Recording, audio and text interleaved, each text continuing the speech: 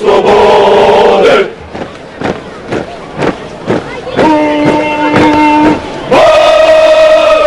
Krenite junaci svi, krenite i ne žalite život svoj.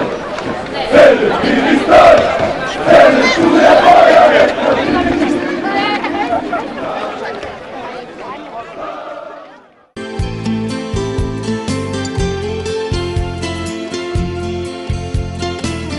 Akcija Otvoreni dan u garnizonu Vranje bila je prva akcija tog tipa u Vojsci Srbije, a garnizon Vranje najposećeniji garnizon u Srbiji. Deca, građani Vranja i juga Srbije uverili su se u stručnost i osposobljenost vojnika i starešina garnizona Vranje.